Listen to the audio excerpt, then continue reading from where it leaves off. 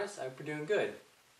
And this is going to be a brief video introduction to some following video footage coming up of a steel shooting match that I attended not too long ago.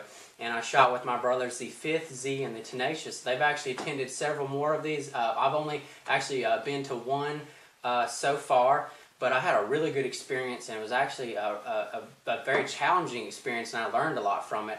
And I really appreciated the time I spent out there and the time that I was able to use to basically become a better handgunner.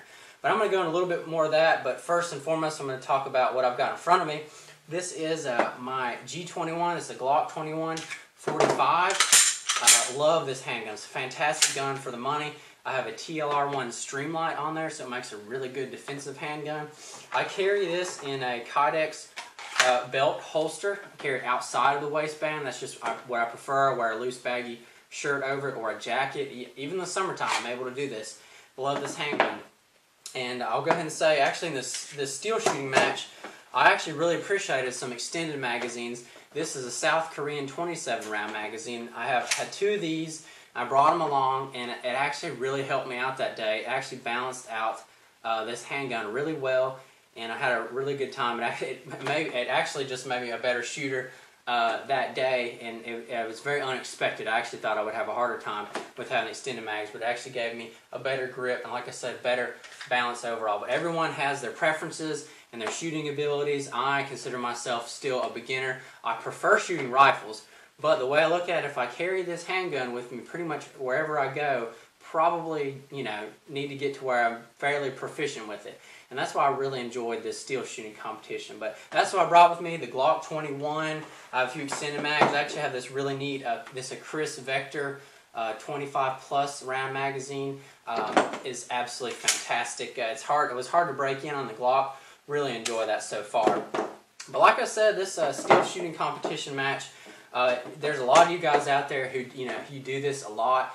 It's for someone who does not reload, it's actually very expensive, especially shooting the 45 caliber.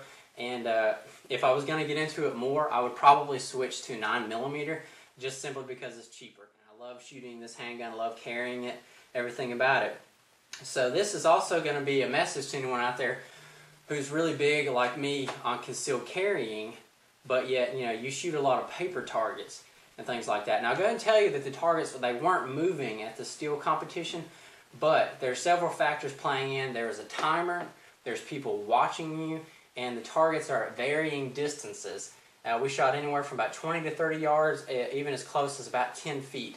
And so that is going to challenge you and test you, and then you'll be able to see what you're made of with a handgun, which I think is really important because, like I said, I carry this almost wherever I go.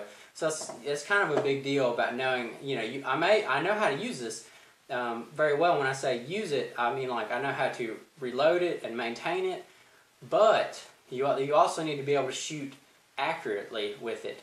And one thing to prove to yourself how you're going to do that is shooting under stress. Definitely becoming more popular. People are starting to realize how important it really is, and I honestly didn't put as much thought into it as I should have. It was very challenging at first to get used to, because things are going to happen, like your hands might be shaking because your heart rate's elevated. And that really, if you're shooting a handgun, that is going to affect your output very extremely. And I can honestly sit here and tell you that after shooting like that I am 100% a better shooter for it. I shoot more competently and more confidently than I ever have before, and I really appreciate that. I always consider myself someone, I've always been a really good shotgunner. I don't have a ton of shotgun footage on YouTube, but I grew up using a shotty. I mean, I used a 20 gauge and 12 gauge since I was about 12 years old. So I've been shooting shotguns for over a decade, and I can tell you now that after using a handgun like that sort of situation, it's definitely pushed me farther and further along with that than I thought I was going to. So I encourage anyone out there to get some proper training, or go and, like say if you're not a beginner shooter, go do something like a shooting competition. It was a ton of fun. It wasn't that expensive to get into. I will tell you, it was expensive ammo-wise. I shot over 300 rounds. And I will tell you, at most of my range trips, I only do maybe 50 to 100 in the 45 ACP, so this really pushed my limits on that, and I really appreciated that. So without further ado, here's some of the following video footage. So like I said, I didn't do the best. I didn't even finish the top 10. My brothers did really good, so kudos to them. But we just had a really good time and learned a lot. So thank you for watching. I hope you enjoy the following footage.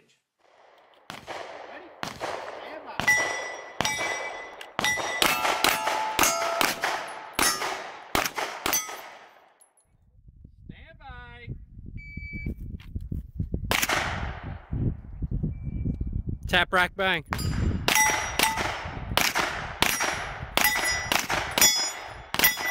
There you go. Way to finish up strong.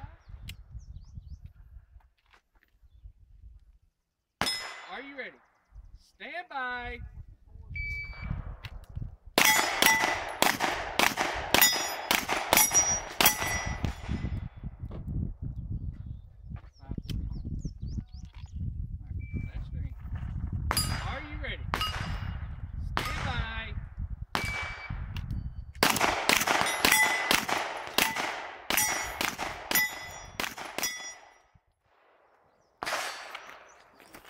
Are you ready? Stand by.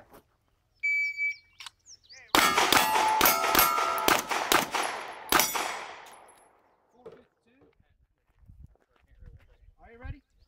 Stand by. Nobody.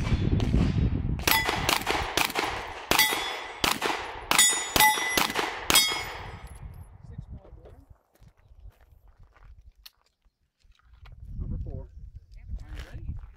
Stand by.